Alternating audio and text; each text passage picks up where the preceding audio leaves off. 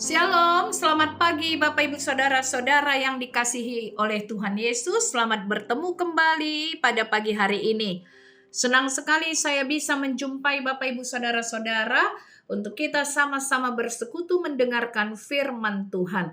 Maka dari itu sebelum kita mendengar firman Tuhan, mari kita terlebih dahulu berdoa. Bapa di surga, terima kasih Tuhan Yesus untuk kasih setia, penyertaan Tuhan kepada kami dalam kehidupan kami ya Bapa.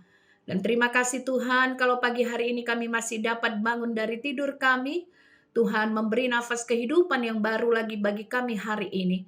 Terima kasih Tuhan Yesus sehingga kami bisa menikmati udara yang segar, pagi yang cerah. Dan saat ini kami akan mendengarkan firman Tuhan. Biarlah firman-Mu Bapa boleh menjadi rema bagi kami. Karena itu biarlah kuasa Roh Kudus Tuhan memberkati hati dan pikiran kami. Terima kasih Tuhan Yesus, terpuji nama Allah Bapa di dalam Kristus Yesus Tuhan kami kekal selama-lamanya. Amin.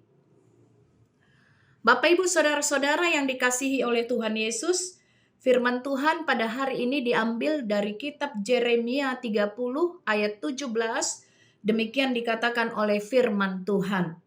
Sebab Aku akan mendatangkan kesembuhan bagimu. Aku akan mengobati luka-lukamu. Demikianlah firman Tuhan. Sebab mereka telah menyebutkan engkau orang buangan, yakni sisa yang tiada seorang pun yang menanyakannya. Demikian firman Tuhan. Bapak Ibu Saudara-saudara, tentu saja orang yang tidak memiliki kemerdekaan atas hidupnya ditindas dan dianiaya sangat-sangat menderita. Perasaannya pasti merasa tertekan. Demikianlah yang dialami oleh orang-orang Israel yang di dalam pembuangan di Babel. Mereka disebut orang-orang buangan. Mereka tidak lagi memiliki kemerdekaan di dalam kehidupan mereka. Mereka ditindas, dianiaya orang Babel. Dan dipaksa untuk bekerja sesuai dengan keinginan orang-orang yang menjajah mereka. Karena itu tidak heran jika orang-orang yang mengalami penindasan, mengalami penganiayaan terluka perasaannya. Karena itu Tuhan Allah mengatakan kepada mereka melalui Nabi Yeremia, Aku akan mendatangkan kesembuhan bagimu. Tuhan akan menyelamatkan mereka. Kesembuhan dari luka-luka batin mereka. Luka-luka fisik mungkin bisa cepat sembuh ya Bapak Ibu Saudara-saudara. Tetapi tidak demikian dengan luka-luka batin. Kalau kita melihat bahwa ada orang karena trauma masa lalu, luka batin di masa lalu, sulit sekali dia untuk move on kembali di masa-masa berikutnya, masa-masa mendatangnya. Bahkan tidak jarang trauma itu terbawa terus selama hidupnya. Luka-luka batinnya tidak pernah sembuh Bapak Ibu Saudara-saudara. Karena itu Tuhan Allah mengatakan kepada mereka melalui Nabi Yeremia, Aku akan mengobati luka-lukamu. Sebab mereka telah menyebut engkau orang buangan. Yakni sisa yang tidak seorang pun menanyakannya. Orang lain tidak peduli dan tidak pernah menanyakan apakah mereka sembuh atau tidak orang-orang buangan yang pernah merasakan begitu berat penderitaan siksaan di Babel atas mereka. Tetapi Tuhan Allah peduli Bapak Ibu Saudara-saudara. Tuhan Allah bukan hanya peduli kepada kehidupan mereka, tetapi bahkan kepada luka-luka batin mereka. Dalam Yesaya 49 ayat 15, ada di sana tertulis, dapatkah seorang perempuan melupakan bayinya, sehingga ia tidak menyayangi anak dari kandungannya? Sekalipun dia melupakannya, aku tidak akan melupakan engkau. Itu kata firman Tuhan pada Yesaya 49 ayat 15. Apa artinya Bapak Ibu Saudara-saudara? Sekalipun orang di seluruh dunia ini melupakan kita, ada satu pribadi yang tidak akan pernah melupakan kita. Dialah Allah di dalam Kristus Yesus Tuhan. Inilah ungkapan kasih Allah yang sangat kuat. Bahkan mungkin yang paling kuat di dalam perjanjian lama, bahwa Tuhan Allah tidak akan pernah melupakan kita. Itu janji Tuhan. Demikian juga yang dialami oleh bangsa Israel, sekalipun karena pemberontakan dan karena kejahatan mereka masuk di dalam pembuangan ke Babel untuk supaya mereka bertobat dan menyadari bahwa mereka sangat butuh perlindungan Tuhan, sangat butuh pertolongan Tuhan, bahwa Tuhan Allah selama ini peduli dan mereka harus mengingat itu. Sehingga mereka harus diingatkan akan hal itu agar tidak memberontak dan kembali mengasihi Allah. Sekalipun hal itu terjadi, bahwa mereka berontak selama ini kepada Tuhan, tetapi Tuhan tidak akan pernah meninggalkan mereka. Ini menjadi catatan penting bagi kita, Bapak Ibu Saudara-saudara. Kita yang sering lupa kepada Tuhan, kita yang lalai di dalam mengutamakan Tuhan di dalam kehidupan kita, kita yang kadang-kadang mungkin tidak mengasihi Tuhan, kita mungkin yang tidak peduli kepada Tuhan Allah, walaupun telah begitu banyak kita terima dalam kehidupan kita dari Tuhan. Tetapi Tuhan tidak pernah tidak peduli terhadap umatnya. Seorang ibu bisa lalai memperlihatkan keibaan hati kepada bayinya yang tidak berdaya. Tetapi Tuhan tidak akan pernah lalai atau lupa memperlihatkan keibaan hati kepada umatnya. Bahkan Tuhan tidak menginginkan kematian orang fasik. Tetapi apa daya memang, mereka tidak peduli, bebal, bahkan menghina Tuhan. Tentu saja orang-orang yang seperti ini harus dihukum Tuhan, dan Tuhan menilik hati mereka. Apakah orang ini bisa bertobat atau tidak? Kadang-kadang kita melihat hukuman Tuhan begitu tepat jatuh kepada seseorang sehingga dia tidak bisa bertobat. Tetapi kenapa? Mungkin ada yang bertanya, kenapa bagi sebagian orang ada waktu untuk bertobat, sebagian tidak? Tuhan menilik hati, Bapak Ibu Saudara-saudara. Tuhan yang paling tahu siapa kita, karena Tuhan yang menciptakan umatnya. Nah, kembali lagi kepada penderitaan Israel yang diperhatikan oleh Tuhan, yang dimana Tuhan memperlihatkan kasih sayangnya kepada bangsa itu, bahwa Tuhan lebih sayang kepada kita daripada seorang ibu yang sayang kepada anaknya.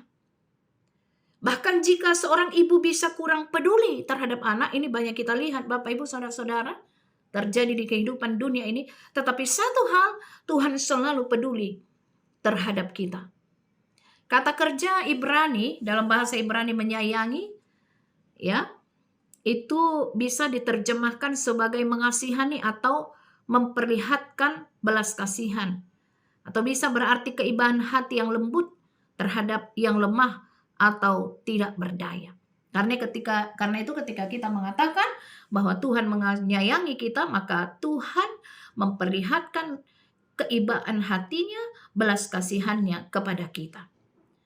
Ada 5 penyakit kronis mungkin yang dapat kita catat yang datang menghampiri setiap insan di dunia ini. Tetapi di dalam 5 penyakit kronis itu, katakanlah ya 5 penyakit kronis, kita ibaratkan demikian Bapak Ibu Saudara-saudara, Tuhan hadir menemani kita untuk mengatasi 5 penyakit manusia itu yang melanda di mana-mana, ya, penyakit kronis itu. Yang pertama, masalah kesepian. Tuhan Yesus tidak akan membiarkan kita merasa kesepian. Orang yang merasa kesepian, Bapak Ibu Saudara-saudara, jangan kita anggap remeh. Karena ternyata ada orang atau bahkan selebritas bahwa dia sudah menerima banyak harta benda, ketenaran dalam hidupnya, tetapi dia tetap merasa kesepian. Akhirnya kemudian dia bunuh diri. Dia tidak sanggup untuk mengatasi kesepiannya. Walaupun di sekelilingnya ada banyak orang. Tetapi kesepian itu bagi sebagian orang adalah neraka di dalam kehidupan mereka. Sehingga mereka tidak sanggup untuk meneruskan hidup. Kedua, masalah keputusasaan. Tuhan Yesus tentu tidak akan ingin kita jatuh dalam keputusasaan Bapak Ibu Saudara-saudara. Karena keputusasaan dapat menguras energi yang membuat hidup terlalu berat untuk dijalani. Keputusasaan bisa membawa kita kepada hidup yang tanpa pengharapan, lalu kemudian menjadi sakit, stres, depresi, sehingga dia menjadi fatalisme. Kemudian yang ketiga, masalah hidup yang tidak menentu. Tuhan Yesus tentu tidak ingin kita tidak menentu dalam hidup yang membuat kita merasa lelah, kemudian kita merasa menjalaninya semua dalam kesia-siaan. Kita lakukan ini sia-sia. Kita lakukan pekerjaan kita, ini sia-sia. Hidup ini serasa tidak menentu. Bekerja terus, apa yang mau diperoleh, dan lain sebagainya. Ada saja yang membuat kita berpikir di satu titik kita merasa lelah, lalu kemudian hidup menjadi rasanya tidak menentu. Kemudian keempat, masalah kehampaan. Tentu Tuhan Yesus tidak ingin membiarkan kita dalam kehampaan, karena kehampaan membuat kosong jiwa. Ini agak mirip dengan orang yang merasa kesepian, hampa rasanya hidup ini, seolah-olah tidak berarti. Maka malas melakukan apapun juga. Yang terakhir, masalah ketakutan. Tuhan Yesus ingin menemani kita dalam segala hal, melewati segala kekhawatiran dan ketakutan kita. Mungkin ketakutan kita akan masa depan. Aduh, aku nanti gimana? Ini bagaimana? Anak-anakku bagaimana? Aku sudah tua, nanti bagaimana? Ada yang ngurus nggak? Dan sebagainya. Atau aduh, nanti aku sakit yang bagaimana? Pikiran yang tidak masuk ke dalam pikiran kita yang membuat kita menjadi ketakutan, khawatir yang tidak pada tempatnya.